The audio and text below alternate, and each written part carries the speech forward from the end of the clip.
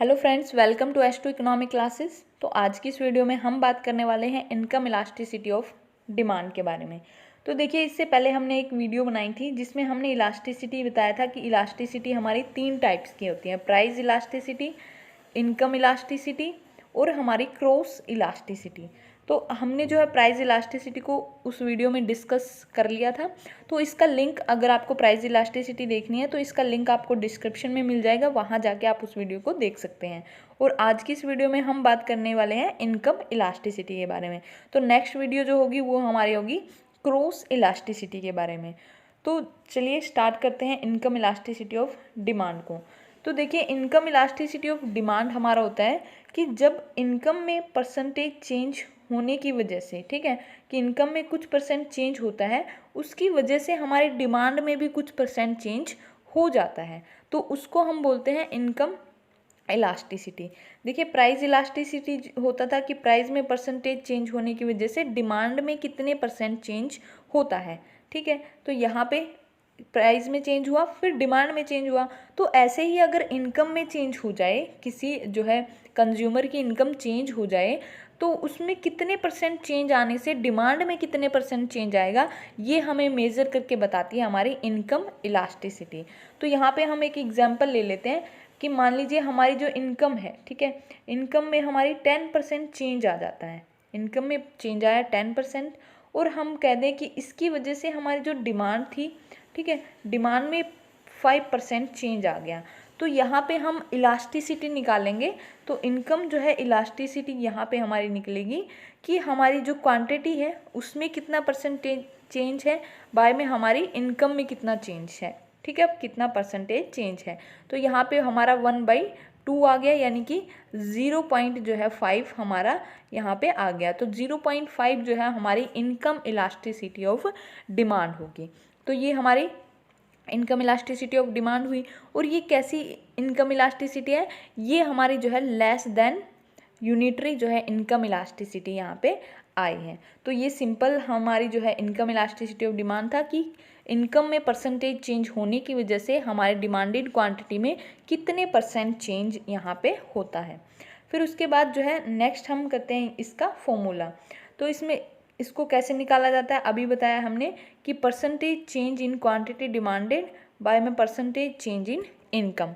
तो क्वांटिटी जो demanded quantity होती है उसमें परसेंटेज चेंज निकालते हैं हम Q1 माइनस में Q बाय में Q, ठीक है। तो ये हमारी जो क्वांटिटी होती है, डिमांडेड क्वांटिटी जो है, उसमें परसेंटेज चेंज को हम ऐसे डिनोट करते हैं, जबकि इनकम में जो परसेंटेज चेंज होता है उसको हम निकालते हैं Y1 माइनस में Y बाय में Y।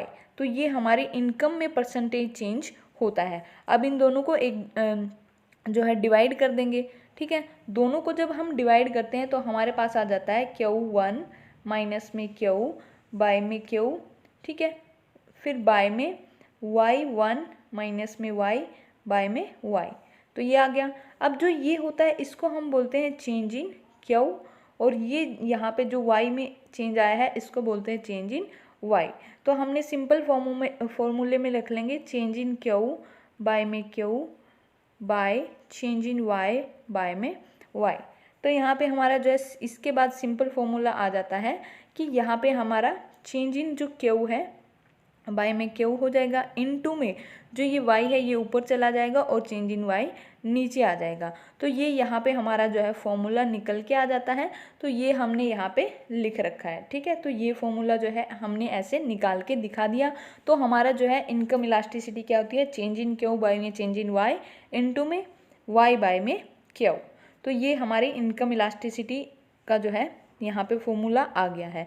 अब इसके हम आपको एक एग्जाम्पल से समझा देते हैं कि मान लीजिए हमारी पहले जो इनकम थी वो हमारी 1000 रुपये थी, ठीक है, पहले इनकम थी 1000 रुपये। अब जो है इनकम जब 1000 रुपये थी तब हमारी डिमांड जो है वो हमारी यहाँ पे थी 100, ठीक है, डिमांड हमारी थी 100, ठीक है। इसको D से भी डिनोट कर सकते हैं, Q से भी कर सकते हैं। तो Q जो क्वांटिटी थी वो 100 थी।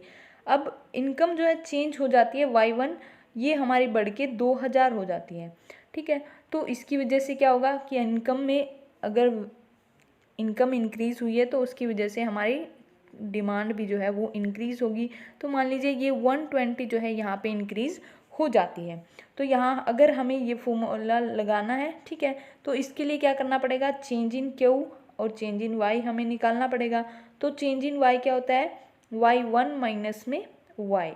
तो y1 यहाँ पे कितना है, 2000 है, और y हमारा क्या है, 1000। तो ये आ गया हमारा चेंज इन y जो आ गया, ये आ गया हमारा 1000, ठीक है। और यहाँ पे देखिए जब हम चेंज इन क्यू निकालेंगे तो वो क्या होता है, Q1 माइनस में Q होता है, ठीक है, Q1 माइनस में Q1। तो यहाँ पे हो गया 120 माइनस में 100। तो यहाँ पे जो 20 आएगा वो हमारा क्या आ गया, चेंज इन क्यू आ गया। तो इनकी वैल्यू याद रखिए आप, ठीक है, कि कितनी कितनी आई, इसकी 1000, इसकी 20, ठीक है। जो जो फॉर्मूले में यूज़ करने हैं हमें, ठीक है, चेंज इन वाई करना है, चेंज इन क्यू करना है, इसके अलावा वाई करना है, ठीक है, वाई करना है, और हमें क्यू करना है। तो यहाँ पे हम इसको फॉर्मूले में फिट कर देते हैं। तो हमारा क्यू कितना आया था यहाँ पे चेंज इन क्यू जो आया था वो आया था यहाँ पे 20, और चेंज इन वाई जो आया था वो हमारा आया था यहाँ पे 1000, ठीक है, 1000। इसके अलावा क्यू जो हमारा था वो यहाँ पे था हमारा 100, और वाई जो थी वो हमारी थी 1000, ठीक है। तो यहाँ पे हम सिंपल फॉर्मूले में फिट कर देते हैं।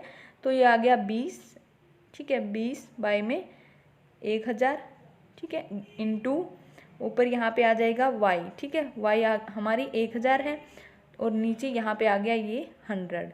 तो 1000 से 1000 कैंसिल, और ये आ गया हमारा 24 जा, ठीक है, सॉरी 25 जा 100। तो यहाँ आ गया 1/5, ठीक है। तो 1/5 तो हमारे यहाँ पे निकल गया 0.25। तो ये जो आया है ये हमारी क्या है, इनकम इलास्टिसिटी ऑफ डिमांड आ गई। और इनकम इलास्टिसिटी ऑफ डिमांड यहाँ क्या है, इनकम इलास्टिसिटी ऑफ डिमांड यहाँ पे लेस देन 1 हमारी यहाँ पे आई है, ठीक है। तो ये हमने सिंपल आपको एक जो है एग्जाम्पल से समझा दिया कि कैसे हम जो है इनकम इलास्टिसिटी ऑफ डिमांड को मेज़र करते हैं या कैसे उसको निकाल देते हैं। अब नेक्स्ट करते हैं हम degrees of income elasticity of demand. तो डिग्रीज क्या होती हैं, तो इनकी डिग्रीज जो है वो 3 टाइप की हैं, ठीक है। फर्स्ट हमारी आती है positive income elasticity of demand, ठीक है। ये पॉजिटिव है, यानी कि इनकम के बीच में और हमारी जो है डिमांड के बीच में कैसा रिलेशन होगा, पॉजिटिव रिलेशन होगा।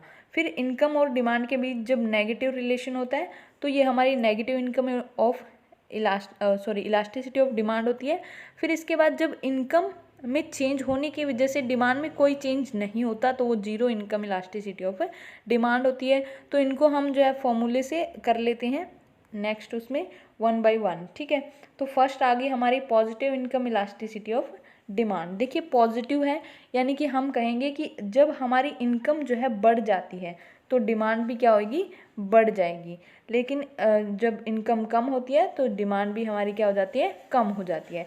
तो ये क्या है, इनमें पॉजिटिव रिलेशन है कि एक जिस साइड जा रहा है दूसरा भी उसी साइड जा रहा है, दोनों में क्या है, पॉजिटिव रिलेशन है। और ये नॉर्मल जो गुड्स होती है, नॉर्मल गुड्स में ज़्यादातर यहाँ पे ये हमें जो है केस देखने को मिलता है, ठीक है।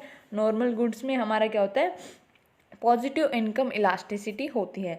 तो नॉर्मल गुड में होगा कि जैसे जैसे हमारी जो है इनकम बढ़ती है वैसे वैसे हमारी डिमांड जो है वो इंक्रीज़ हो जाती है। अब यहाँ पे भी हमारे जो है 3 केस आते हैं। फर्स्ट हमारा होता है कि जहाँ पे EI जो है, ठीक है, EY इनकम इलास्टिसिटी। तो इनकम इलास्टिसिटी क्या होगा, =1 हो सकती है। इनकम इलास्टिसिटी हमारी यहाँ पे ग्रेटर देन 1 हो सकती है, और इनकम इलास्टिसिटी हमारी लेस देन जो है 1 हो सकती है। तो ये 3 जो है केस हमारे positive income elasticity of demand में ही आते हैं।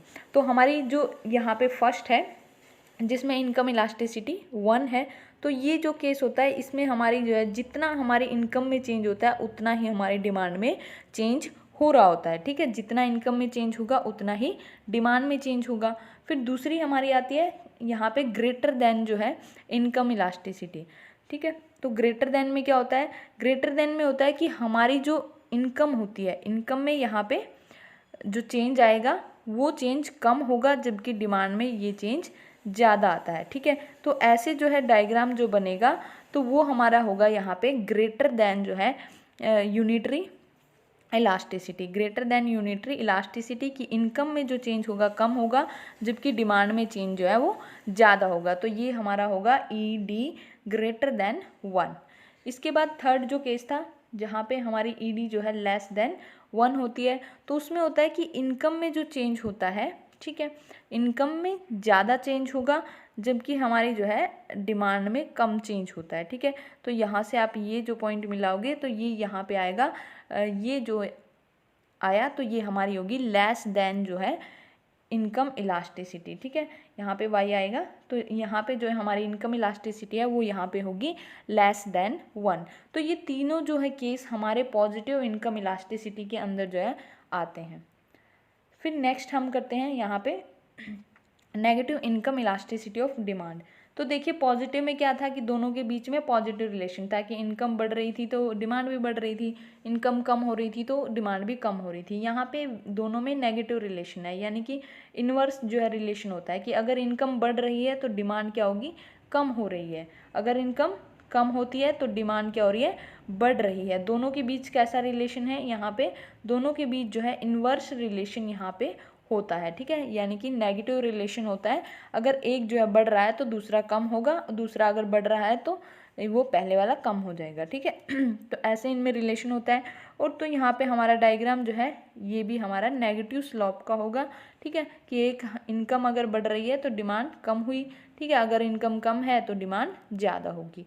तो ये हमारा हुआ नेगेटिव जो है इनकम इलास्टिसिटी ऑफ डिमांड। और ये मेनली जो है हमें जो इन्फीरियर गुड होती हैं, ठीक है, इन्फीरियर जो गुड होती हैं उनके दौरान जो है हमें ये देखने को मिलता है। इन्फीरियर गुड यानी कि जो निम्न कोटि की वस्तु होती हैं, घटिया क्वालिटी की जो वस्तुएं होती हैं, उन वस्तुओं में हमें जो है ये इफ़ेक्ट देखने को मिलता है।